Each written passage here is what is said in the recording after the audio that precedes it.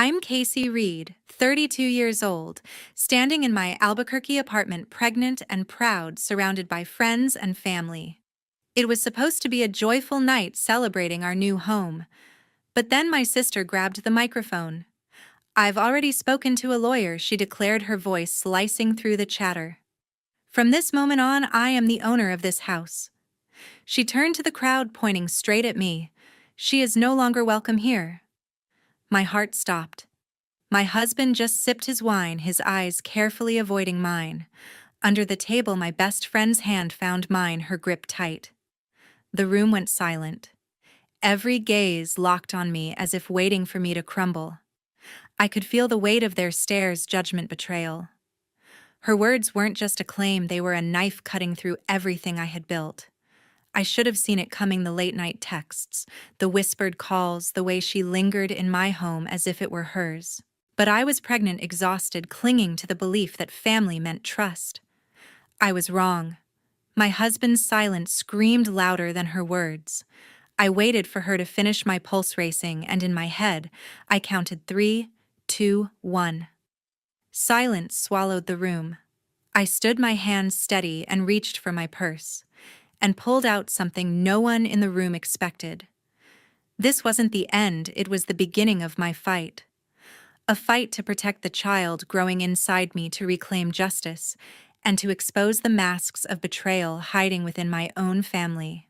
From that moment on, I knew I could no longer be the weak woman they thought I was. I would fight, no matter what the cost. Does this story remind you of someone in your own family? Share your thoughts in the comments. Sometimes one sentence can change everything. 6 months before the party, I believed Derek and I were stepping into a brand new beginning. We had just signed the papers for a 3-bedroom apartment in Albuquerque, New Mexico, cozy, filled with light from its wide windows, and most importantly, the very first home we could truly call our own after years of renting. To me, it felt like a dream finally coming true, made even more special with a baby on the way. In my mind, I could already see our daughter's nursery walls painted a gentle yellow, a white crib tucked by the window to catch the morning sun. Derek Blair. My husband seemed just as excited, at least at first. We spent late evenings together, planning how to arrange the rooms, choosing color swatches, and laughing over quirky furniture catalogs. But as weeks passed, something shifted. Derek started pulling away.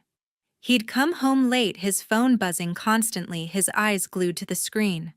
When I asked who he was texting, he'd shrug and say, "Just work." I wanted to believe him.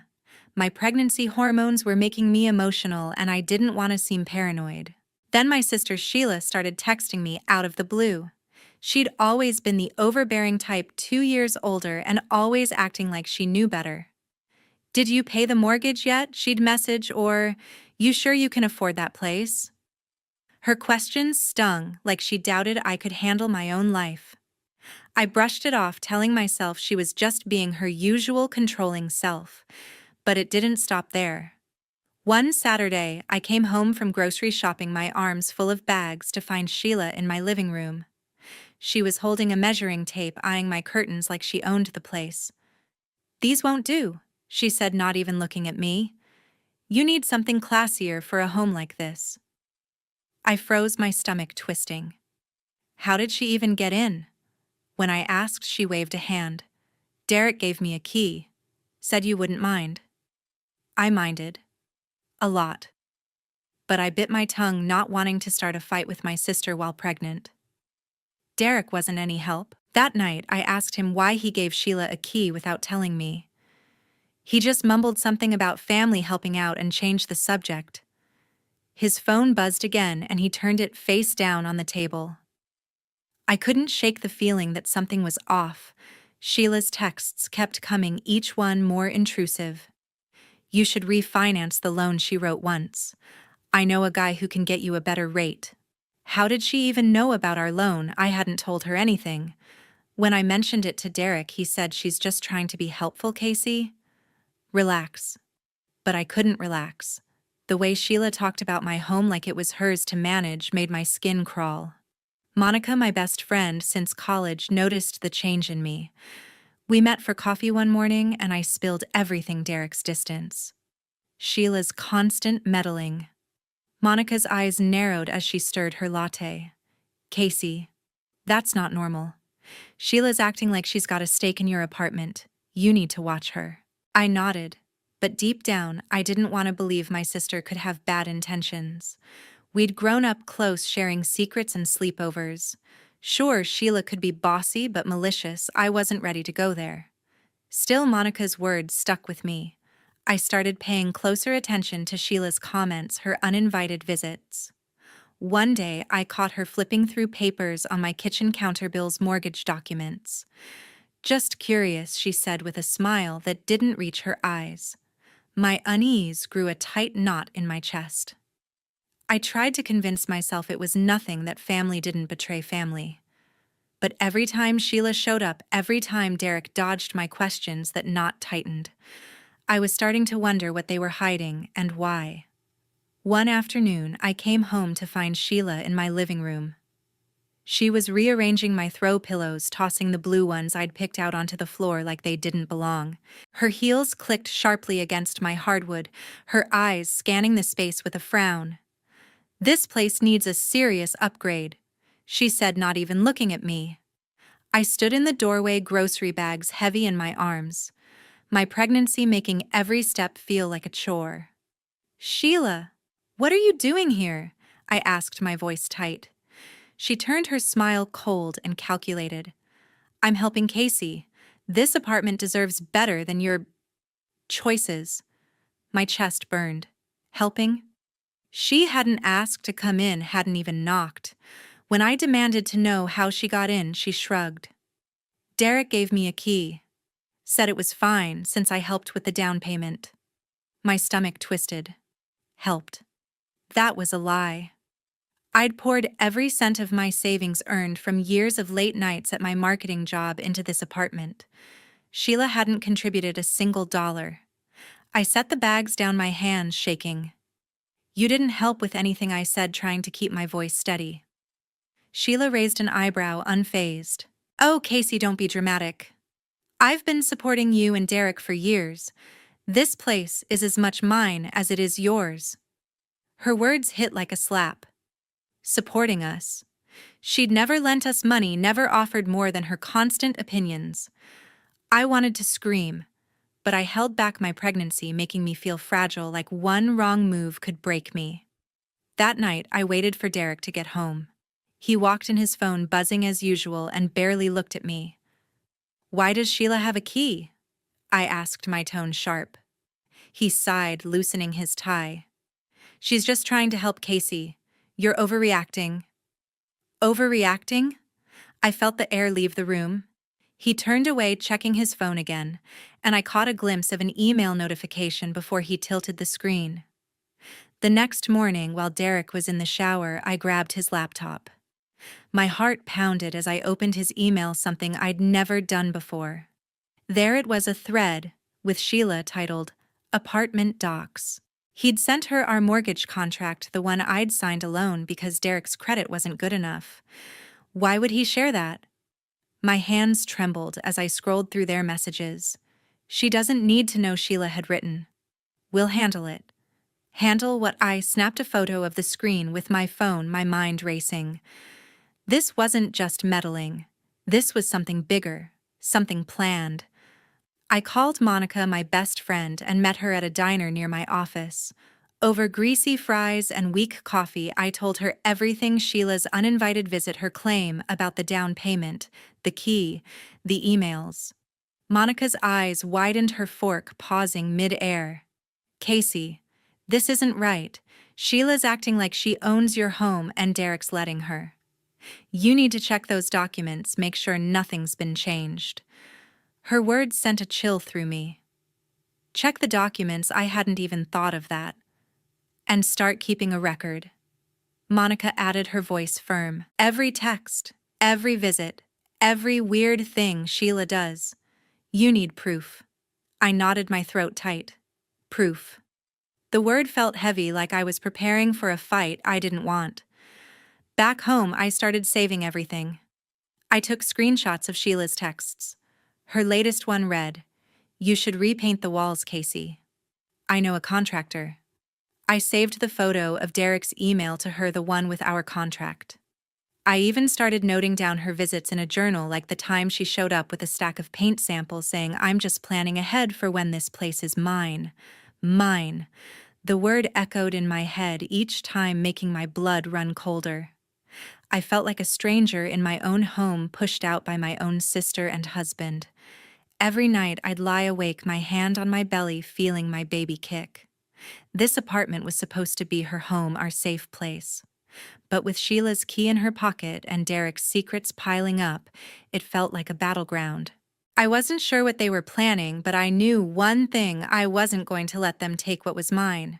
The day of the housewarming felt off from the start. I woke up with a knot in my stomach, my pregnancy weighing down every step. The Albuquerque apartment was set. String lights glowed over the balcony, trays of chips and dip lined the kitchen counter, and soft music hummed in the background. Guests started arriving, their laughter and chatter filling the space. Ellen Morse, my cousin, slipped through the door, offering a quick hug and a smile that faded too fast. Monica helped me arrange drinks, her eyes darting around like she could sense the tension I was trying to ignore. Derek was there, but barely present, his fingers glued to his phone, avoiding our guests' small talk. I forced a smile, greeting everyone, trying to shake the unease creeping up my spine. This was our new home, our fresh start. But Sheila's shadow hung over it all. She arrived late, striding in with a sharp smirk, her gaze sweeping the room like she was judging every inch. Halfway through the night, Sheila snatched the microphone from the karaoke machine we'd rented for fun. The chatter stopped, all eyes turning to her. "I have an announcement," she said, her voice cold and commanding. "I've spoken with a lawyer, and as of today, I'm the rightful owner of this apartment." My breath caught, my heart slamming against my ribs. She pointed at me, her eyes glinting. "Casey doesn't belong here. She can't afford this place, and it's time she leaves." The words hit like a punch, each one slicing through me. Gasps echoed around the room. Ellen's hand froze on her glass, her jaw dropping. Monica grabbed my arm, her grip tight, whispering, "Breathe, Casey." But I couldn't breathe. My face burned, my pulse thundering in my ears. Derek stood in the corner, sipping his wine, his eyes locked on the floor. Not a word, not a glance. His silence screamed louder than Sheila's voice. The room felt like it was closing in. Neighbors, co-workers, family, all staring at me, their whispers buzzing like static. Sheila's smirk widened, her confidence unshaken, like she'd already claimed my home. My mind raced, replaying her lies about the down payment, her uninvited visits, the emails she'd exchanged with Derek. It was all connected, a plan I hadn't seen coming. My hands trembled, my body frozen in place. I wanted to scream, to demand answers, but my throat was tight. My thoughts, a jumbled mess. How could my sister do this? How could Derek just stand there? Monica's hand stayed on my arm, her voice low but steady. "We'll figure this out," she murmured. Ellen's eyes met mine, wide with shock, her fingers clutching her glass like it might shatter. The crowd's murmurs grew louder, some guests shifting uncomfortably, others leaning in, waiting for me to crack. Sheila stood tall, her chin lifted as if daring me to challenge her. But I couldn't move, couldn't speak. The weight of her words, Derek's betrayal, and the eyes of everyone I knew pinned me in place. My home, my safe haven, felt like it was slipping away, and I was powerless to stop it. A week after the party, I couldn't stop replaying Sheila's words. Her voice echoed in my head, sharp and smug, claiming my apartment as hers. I sat on the couch in our Albuquerque home, my hand resting on my belly, feeling my baby's faint kicks. The string lights from the housewarming still hung on the balcony, mocking the celebration that had turned into a nightmare. Derek was barely around, leaving early and coming home late, his phone always buzzing. I tried to focus on work, but my mind kept drifting back to that night, to his silence as Sheila humiliated me. Then on Monday, Paula Hart, my colleague from the marketing team, asked me to meet her for lunch. Her text was cryptic. We need to talk. It's about Derek. My stomach churned, but I agreed, hoping it was nothing serious. At a small diner near the office, Paula slid her phone across the table. I saw them last week. She said, her voice low. Derek and Sheila at a coffee shop downtown.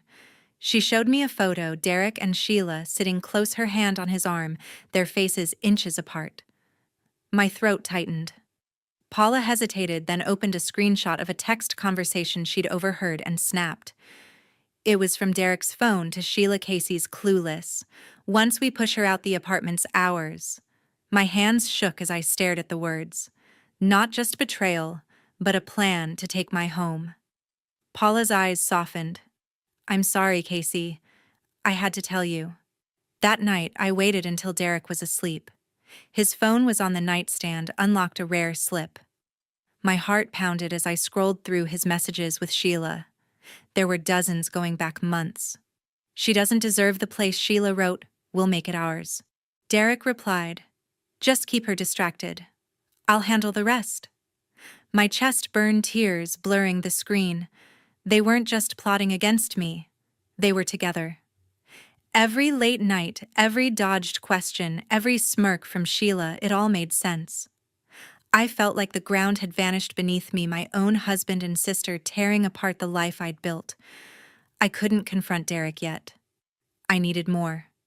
The next day, I called Sheila, my hands trembling as I hit the record button on my phone. Why are you doing this? I asked, keeping my voice steady. She laughed, cold and sharp. Casey, you're in over your head.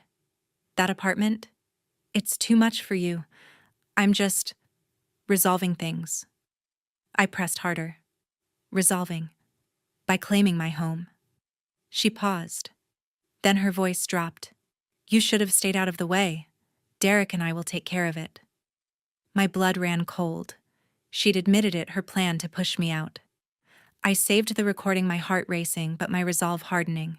I met Monica at her place that evening, my phone full of screenshots and the audio file. She listened to the recording, her jaw tight. This is disgusting, she said, her voice fierce. They're trying to steal your life, Casey. You need to fight back. She helped me organize everything, screenshots of the texts, the photo from Paula, the mortgage contract in my name, and Sheila's recorded confession. You've got enough for a lawyer, Monica said, her eyes steady. They can't get away with this. I nodded, my throat tight. The betrayal cut deep, Derek, who I'd built a future with, and Sheila, my own sister, working together to destroy me. But something shifted inside me. I wasn't just hurt, I was angry. This was my home, my baby's future.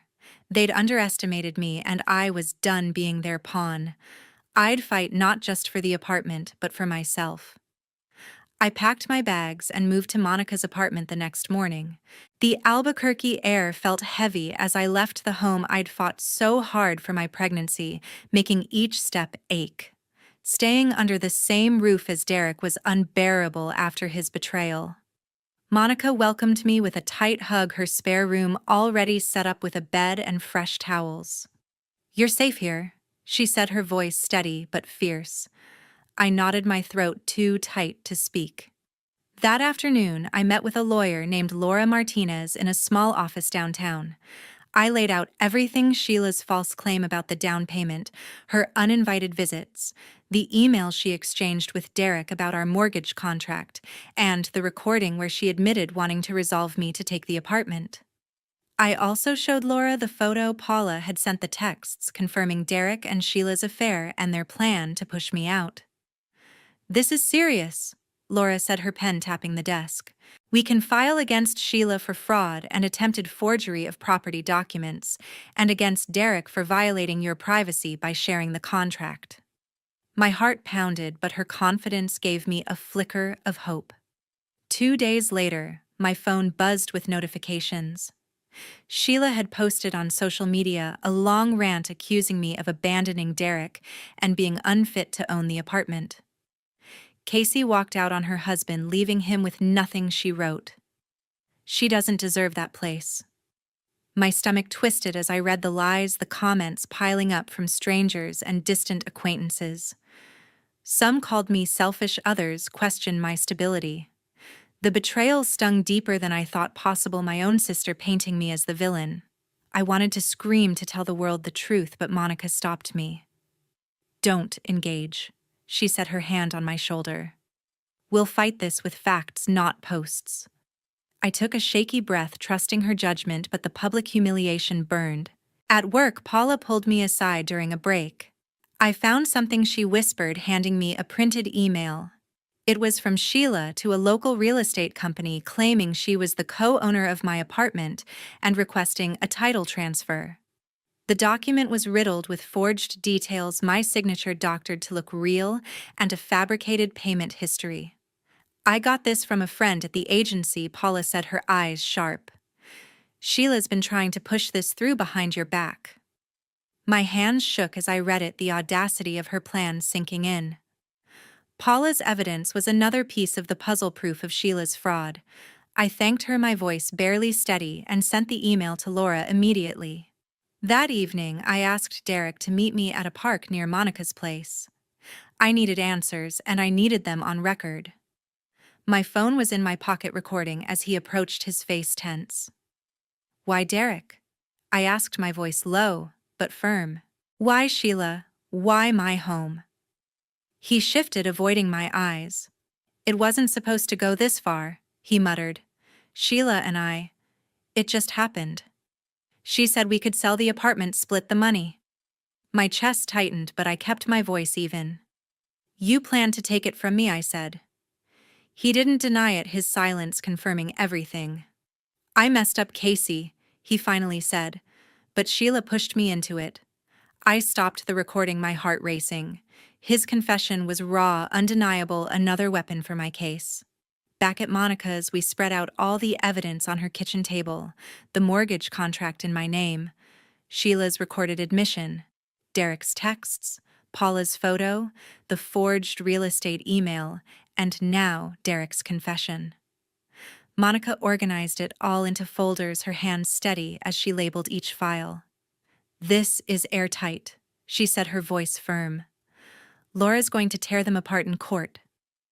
She looked at me, her eyes softening. "You're stronger than you know, Casey." I didn't feel strong. I felt broken, betrayed by the two people I'd trusted most. But as I looked at the evidence, at the truth I'd fought to uncover, something shifted. This wasn't just about the apartment anymore. It was about reclaiming my life, my dignity, for me and my baby. I was ready for the fight ahead, no matter how ugly it got. The courtroom was quieter than I expected. The Albuquerque sun filtered through high windows, casting stark shadows on the wooden benches. I sat beside Laura, my hands clasped tightly in my lap, my pregnancy making me shift uncomfortably. Across the room, Sheila and Derek sat stiffly, avoiding my gaze. Laura stood, her voice steady, as she presented our case. She showed the judge the evidence: text messages between Derek and Sheila, plotting to take my apartment, the recording of Sheila admitting she wanted to resolve me, Derek's confession in the park, and the forged email Sheila sent to the real estate company with my faked signature. Each piece felt like a brick, building a wall of truth no one could deny. The judge's face remained unreadable, but I saw Sheila's hands twitch, her composure slipping. Derek's jaw was tight, his eyes fixed on the floor, just like at the housewarming. When it was their turn, Sheila's lawyer argued she'd acted in good faith, claiming the apartment was a joint investment. Derek's attorney said he'd only shared the contract to protect Sheila's interests. Laura dismantled their claims, pointing out the forged documents and the timeline of their affair. The judge leaned forward, her voice sharp, as she questioned Sheila about the email. Sheila stammered, her face flushing, unable to explain the fake signature. Derek stayed silent, offering no defense. After what felt like hours, the judge ruled the apartment was mine, solely in my name. Sheila and Derek had no legal claim. The gavel struck, and a weight lifted off my chest. I glanced at Monica in the gallery, her nod firm and proud. The judge didn't stop there. Sheila's forged email triggered a criminal investigation for fraud. Whispers followed her out of the courtroom, her reputation in our community crumbling. Neighbors who'd seen her social media posts now turned away, their trust in her gone. Derek was ordered to pay compensatory damages for violating my privacy, a financial hit that left his face pale. Right after the ruling, I walked to Laura's office and signed divorce papers, my hand steady, despite the ache in my heart. Derek wasn't the man I'd married, and I wasn't going to let him define my future. The papers were filed that afternoon, severing our bond for good. 2 months later, I gave birth to my daughter Ivy in a hospital room filled with sunlight. Monica was there holding my hand as I held Ivy for the first time, her tiny fingers curling around mine. Her name felt right, a symbol of growth after so much pain. I moved into a new apartment in Albuquerque, a smaller place, with big windows and a balcony just for us. Monica helped me unpack, her laughter filling the space as we hung new curtains and set up Ivy's crib. Sheila and Derek were gone from my life. No calls, no messages, no apologies. I didn't need them. The lies, the betrayal, the public humiliation, they'd tried to break me, but I'd stood firm. The truth had been my shield, and my resilience had carried me through. Ivy and I were starting fresh, and for the first time in months, I felt free.